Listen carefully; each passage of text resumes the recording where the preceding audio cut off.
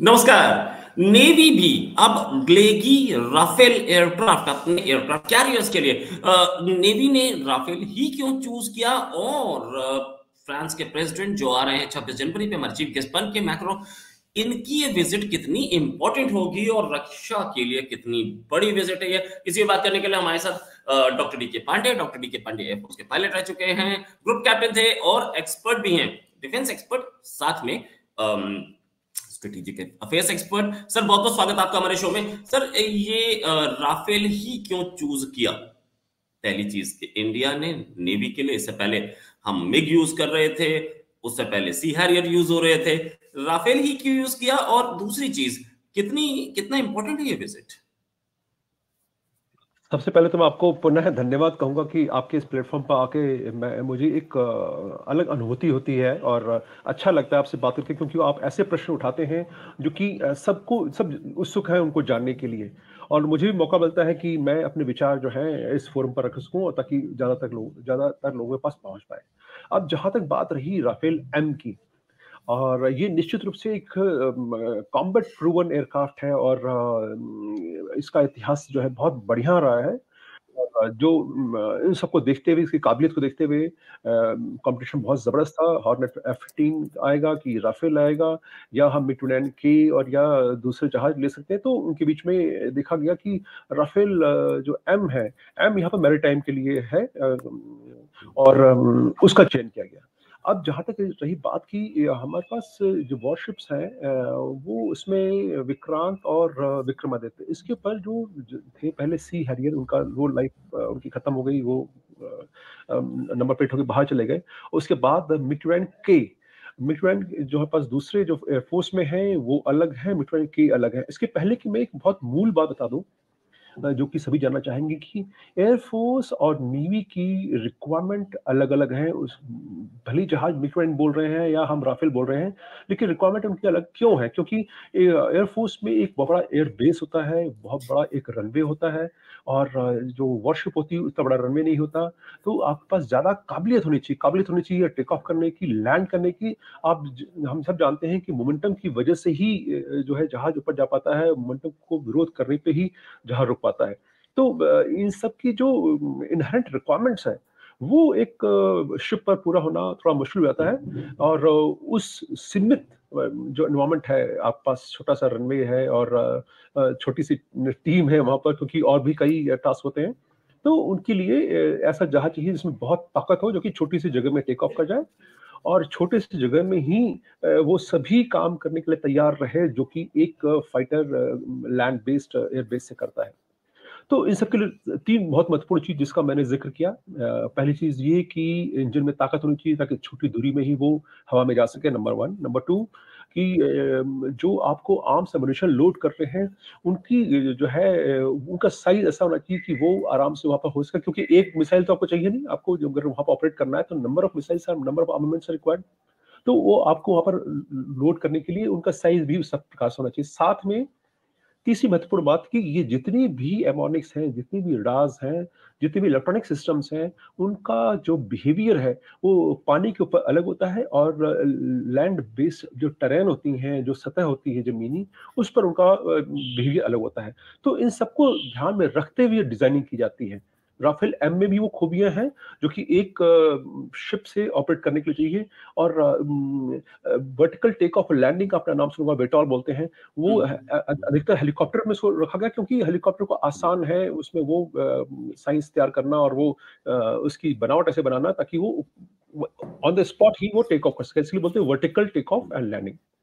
खैर, फाइटर में vertical take off landing की सुविधा अभी कुछ फाइटर्स में है, F-35 में कहा जाता है कि है, और वो फोल्डेबल सी हैरियर उनके में विंग, थी। सी हर में तो फोल्डेबल जो है वो विंग्स होते हैं। तो ये सब चीजें जो हैं वो बहुत महत्वपूर्ण होती है। लेकिन जब आप ऐसी चीजें करते हैं, तो उनके डिजाइन में, एयरफ्रेम के डिजाइन में अंतर पड़ता है, और साथ ही उनकी जो कॉम्प्लेक्स डिजाइनिंग होती है, उसमें आपको ज्यादा दुश्वारियां पेश आती है, जो कि मेंटेनेंस में क्रिएट कर सकती हैं। अब जैसे हम ये राफेल ले रहे हैं एम, इसमें 70% जो मटेरियल है वो कंपोजिट से बना है। एक कंपोजिट का जिक्र मैं क्यों कर रहा हूं? क्योंकि जो हम सबसे बड़ा दिक्कत है कि इतने सारे सेंसर्स हैं चारों तरफ, एवेक्स आ गया है, ग्राउंड बेस्ड सेंसर्स हैं, ये आपको पकड़ सकते हैं। उनको उनको छलावा देने के लिए, उनसे छुपने के लिए, हम बचपन में आइस स्पाइस खेला करते थे तो वो छुप जाते थे ताकि जो भी होता था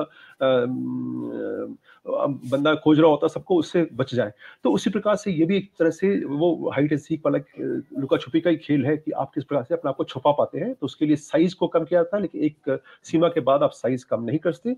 तो जो मटेरियल है उसको कंपोजिट बनाया जाता है ताकि जो रडार वेव्स आए वो या तो वो एब्जॉर्ब कर ले या उसको रिफ्लेक्ट कर दे।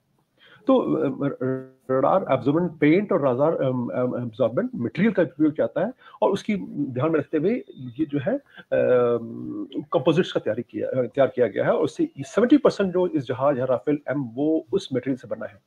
यानी कि दुश्मन के रडार इसको पकड़ पाएंगे, इसकी संभावना बहुत कम है। देखिए, शून्य तो मैं नहीं कहूंगा, क्योंकि जिस प्रकार से जहाज अपने आप को छुपाने का प्रयास कर रहा है, तो जो सेंसर्स हैं, चाहे वो ग्राउंड बेस्ड हो या एयरबॉर्न सेंसर्स हो, वो भी प्रयास कर रहे हैं कि वो ऐसे कैसे इनको पकड़ सकें। तो एंटी स्टेल्थ जो सेंसर्स हैं वो भी अपनी तकनीकी का कमाल कर रहे हैं, कोशिश कर रहे हैं। तो खैर ये प्रक्रिया चलती रहेगी, और विज्ञान शायद इसी तरह से हर युद्ध को प्रभावित करता है, और हम इससे कई चीज़ सीखते हैं, डिप्लोमेटिकली, स्ट्रेटेजिकली, मिलिटरीली, और साथ में टेक्नोलॉजिकली। तो अभी हम आते हैं राफेल एम पर। राफेल एम जो हमें मिल रहा है उसमें क्या है, वो इंडियन एनवायरनमेंट के हिसाब से कस्टमाइज है। यही बात जो एयर फोर्स के पास 36 राफेल है। मैं बता दूं कि हम राफेल एम जो ले रहे हैं वो 22 ले रहे हैं, जो कि नेवल वर्जन आप कह सकते हैं आम भाषा में, और साथ में 4 ट्रेनर होंगे। 4, जब हम ट्रेनर बोलते हैं तो वो लगभग समान 99% तो समान परफॉर्मेंस देता है, लेकिन उसमें 2 पायलट बैठते हैं। 2 पायलट की रिक्वायरमेंट क्यों होती है? क्योंकि एक गुरुजी होते हैं, एक शिष्य होते हैं, यानी कि एक सीखने वाला होता है, एक सिखाने वाला होता है। तो उसके लिए दोनों को जरूरी है कि वो हवा में ले जाया जाए। तो ये चारों ये ट्विन सीटर बोला जाता है। तो ये राफेल बी ट्विन सीटर है, राफेल सी जो है वो सिंगल सीटर है, और राफेल एम नेवल वर्जन है। ये टोटल जहां तक कंफ्यूजन जहां पे आप सुन रहे होंगे ये वोकैबुलरी, तो मैंने कहा पहले उसको क्लियर कर दूं।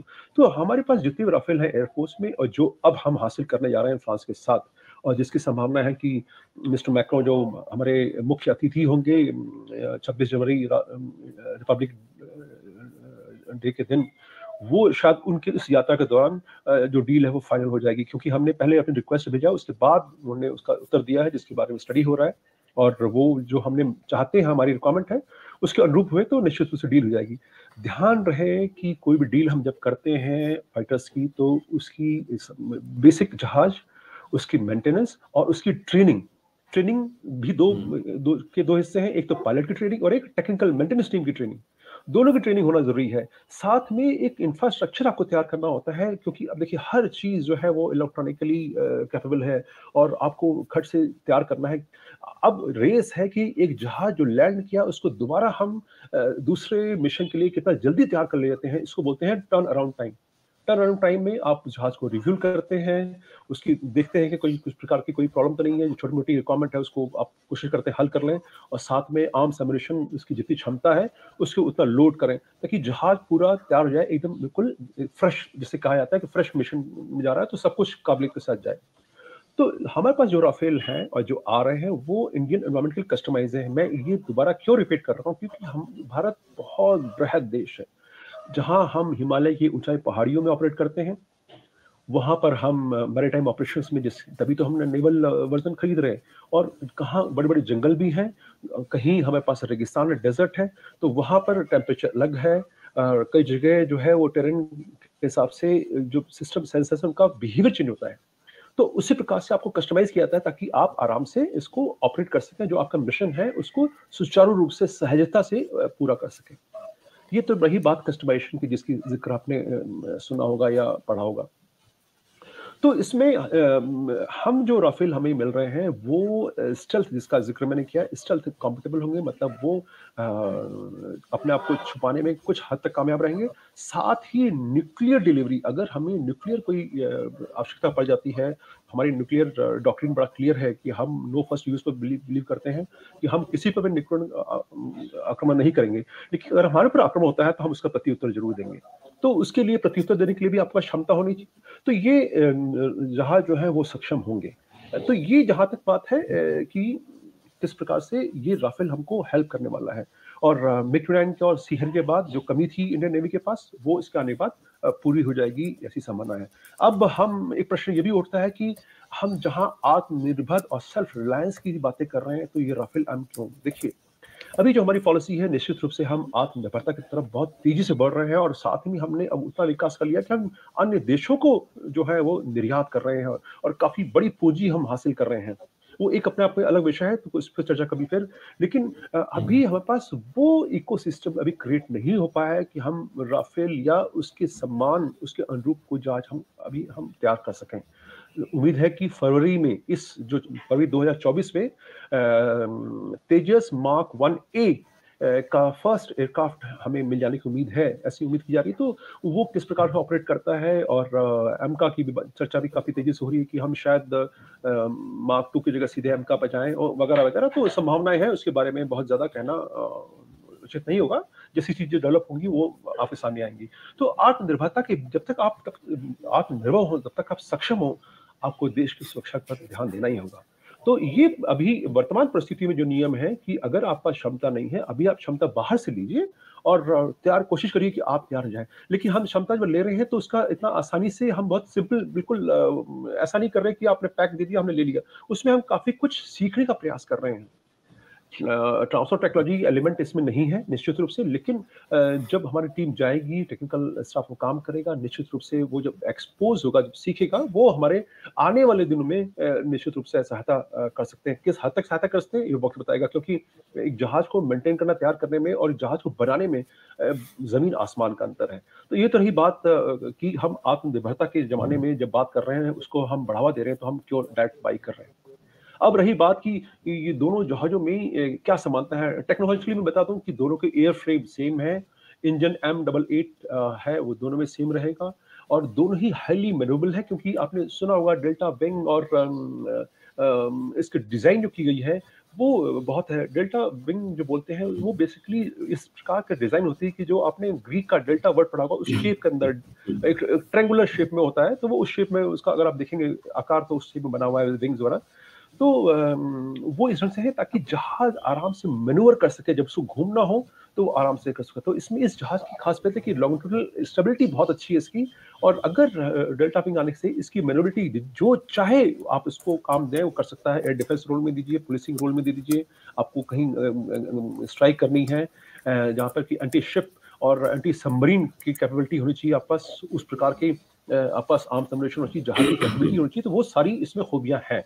तो हाईली मैनेवेबल है, और एडवांस एवियोनिक्स और वेपन सिस्टम के साथ ही ऑपरेट करेगा। जैसा कि हम जानते हैं कि ये, इसको अगर ध्यान नहीं दिया गया तो निश्चित रूप से अगर आपके पास 2 किलोमीटर रेंज की मिसाइल है, और आपके दुश्मन के पास 20 किलोमीटर रेंज की मिसाइल है, तो निश्चित रूप से 2 किलोमीटर वाला जो है वो कैसे टिक पाएगा 20 किलोमीटर के सामने। तो वो एक बीच में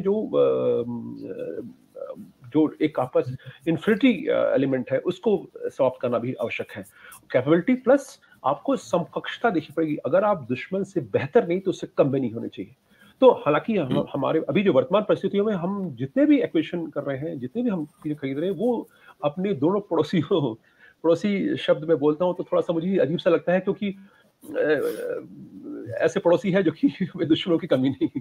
तो थोड़ा सा मुश्किल आता है पड़ोसी कहना, लेकिन पड़ोसी है, सच्चाई तो यही है। हम तो अकेले उनको हम टक्कर दे सकते हैं। नहीं, आप गलत नहीं बोले सर। हम अकेले ऐसे कंट्री है जिसके पास 2 न्यूक्लियर आर्म नेबर्स हैं। सो हम अकेले ऐसे कंट्री हैं वर्ल्ड में, और कोई नहीं है। अब क्योंकि अब हमने पड़ोसी की बात की, तो मैं चाइना से कंपेयर करता हूँ। चाइना के पास भी ये क्षमता है, अगर हमारा मुकाबला चाइना से है, क्योंकि हम जब बात करते हैं, कोई भी जहाज आता है या जहाज हम बनाने की बात करते हैं, खरीदने की बात करते हैं, तो हम हमेशा कंपेयर करते हैं पाकिस्तान के मुकाबले हम कैसे हैं, या चाइना के मुकाबले कैसे हैं। ध्यान रहे कि ये हम एडवांस राफेल एम की तरफ क्यों जा रहे हैं, क्योंकि इंडियन पैसिफिक में, इंडियन ओशन रीजन में जो गतिविधियां हैं चाइना की, वो बहुत ज्यादा बढ़ गई हैं। और ताइवान और चाइना के बीच में जो तनाव बढ़ रहा है, आपने निश्चित रूप से उनके देखा होगा, सुना होगा, उनकी चर्चा जो है चारों तरफ होती रहती है। साथ में क्वाड का जो निर्माण किया गया है, वो इसलिए किया गया है कि एक डिटरेंस के रूप में, एक डिटरेंस कहा जाता है कि भाई आप इस प्रकार से एक फोर्स तैयार कर रहे हैं कि कोई भी दुश्मन है वो सोचे कि हाँ, अगर मैं इनके पास आक्रमण करूंगा तो इनके पास भी क्षमता है, ये मेरे पर आक्रमण करेंगे, तो मैं इनकी हानि करूंगा तो मेरी भी हानि होगी। तो उस कंडीशन में दोनों जो है वो देश एक दूसरे पर आक्रमण नहीं करते। तो मुख्य उद्देश्य डेटरेंस का यही है, लेकिन डेटरेंस की परिभाषाएं भी समय के साथ बदलती जा रही हैं। वो उसकी चर्चा हम फिर कभी करेंगे, क्योंकि न्यूक्लियर वेपन्स बनाए जाते हैं डेटरेंस के लिए, लेकिन यूक्रेन और रशिया के बीच में जो हो रहा है आप दिख रहे हैं, रशिया के पास कितने सारे न्यूक्लियर वेपन है, फिर भी अभी तक युद्ध चल रहा है। तो ये सब चीजें हैं। डेटरेंस का जो शेप है, जो डेफिनेशन है, वो वक्त के साथ बदल रही है, निश्चित रूप से वो चर्चा का विषय है। ये जहाज जो है एयर टू एयर कॉम्बैट, माली एयर टू एयर कॉम्बैट का अब जमाना जा रहा है कि हम क्लोज कॉम्बैट नहीं करते, अब हम लॉन्ग डिस्टेंस, मतलब बीबीआर जहाँ पर 50-60 किलोमीटर दूरी से एक दूसरे पर आक्रमण करने का प्रयास करते हैं। तो हमें चाहिए वो जहाज जो कि ऐसे एयर कॉम्बैट की आवश्यकता पड़े तो उसका सामना कर सके, ग्राउंड अटैक जैसे मैंने कहा कि स्ट्राइक कर सके, साथ में रखी जो जहाज वहाँ क्या ऑपरेशन हो रहा है। देखिए, हमेशा जरूरी नहीं कि आप लड़ाई करें, आपको वहाँ क्या हो रहा है इंडियन ओशन रीजन में, इंडियन पैसिफिक में, उसकी जानकारी भी होना चाहिए। तो लोग सैटेलाइट के माध्यम से, ड्रोन के माध्यम से और रखी एयरक्राफ्ट के माध्यम से वहाँ के सारे हालात को इकट्ठा करके और फिर देखते हैं कि स्ट्रेटेजिकली क्या डेवलपमेंट हो रहा है। तो ये जहाज उसमें कैपेबल है। अब मैं आता हूँ चाइना के बारे में, जिसकी जिक्र कर रहा था। चाइना के पास जो वर्तमान क्षमता है वो रशियन बेस्ड है। उसके पास Su-30 या उसके Su-30 के वेरिएंट है जो कि वो यूज कर रहे हैं उनके अपने वॉरशिप में। तो अगर हमारे पास MiG-29K था, MiG-29K और रशियन Su-30 के बीच में अगर मुकाबला किया जाता तो दोनों के 50-50 चांसेस हैं। लेकिन हम 50-50 नहीं चाहते थे, हम चाहते थे कि हम उससे एक कदम आगे रहें, और उनके दिमाग में, चाइनीज माइंड में भी होना चाहिए कि अब मुकाबला बराबरी करना है, मुकाबला एक कड़े दुश्मन का है। राफेल एम जो है वो चाइना के पास जो जहाज हैं उनसे बेहतर है, सबसे बड़ी बात है, इसलिए राफेल एम का चुनाव किया गया। दूसरी बात कि जो Su-30 और ये उसके वेरिएंट्स जो चाइना के पास है वो थोड़े हैवी हैं, भारी हैं, और हमने भी जिक्र किया कि जहाज हमारे मैरीटाइम ऑपरेशंस के लिए चाहिए जो कि छोटी सी जगह में उड़ जाएं और उस पर ज्यादा हथियार, आर्म्स, एमुनिशन लोड कर सकें। तो अब जहाज खुद का आपका भारी हो गया, तो आप जहाज को कैसे मैनेवर करेंगे? तो उसकी मैनेवरेबिलिटी, उसकी जो क्षमता है मैरीटाइम ऑपरेशंस के लिए, वो निश्चित रूप से 19 है राफेल एम के मुकाबले। अगर हम 20 है तो मैं कहूंगा वो उनकी 18 है। तो उस मामले में हमें जो भी एक अपर हैंड मिलेगा, ये बहुत ही इंपॉर्टेंट स्ट्रेटेजिक एलिमेंट है। तो इसलिए जो है तारीफ की जानी चाहिए कि चुनाव किया गया। तो बहुत महत्वपूर्ण जो लाभ है राफेल एम के लेने से, पहला लाभ जिसका मैंने जिक्र किया। दूसरा लाभ है कि क्योंकि राफेल हमारे पास एयरफोर्स में भी है, तो उनकी मेंटेनेंस और टेक्निकल सपोर्ट या कुछ और चीजें हैं जो कि आपको डेवलप करना चाहते हैं, कुछ और नया करना चाहते हैं, जैसे कि मिराज जब 2000 आया तो उसके बाद हमने काफी उसमें बेहतरी की है। अगर आपको ध्यान हो, टाइगर हिल पर 1000 पाउंडर बॉम्ब्स लगाए गए थे। 1000 पाउंडर मिराज कैपेबल नहीं था, हमने उसको मॉडिफाई किया। फ्रांस के लोग चक्कर खा गए डैसो की, भाई कि 1000 पाउंडर बॉम्ब कैसे भारत इसमें प्रयोग कर रहा है। हमने उसमें किट में चेंजेस किए, तो हमारे पास वो क्षमता है और हमने वो कर दिखाया। कारगिल युद्ध इसका एक जवाब है कि 18,000 फीट की ऊंचाई, जो विश्व में कहीं कोई ऐसा युद्ध क्षेत्र नहीं, लेकिन उस युद्ध क्षेत्र में भी हमने भारतीय झंडे को शान से फहराया। इस पर हम सभी भारतीयों को गर्व है, और हम 26 जुलाई को हम इसलिए विजय दिवस मनाते हैं, उसको याद करते हुए उनका सम्मान में। तो राफेल एम आने के बाद निश्चित रूप से हमारा जो पेनिट्रेशन पावर है, हमारा जो पैन है, वो बेहतर होगा। और देखा जाए तो जो हमारी कमी थी सी हैरियर और मिग-20 जाने से, उस क्षमता में काफी बढ़ोतरी हुई। Right sir, thanks a lot sir, बहुत अच्छा डिस्कशन रहा, और जल्दी डिस्कशन एक और करेंगे फॉर आने वाले एमका पर। अभी के लिए नमस्कार, धन्यवाद, जय हिंद सर। Thank you.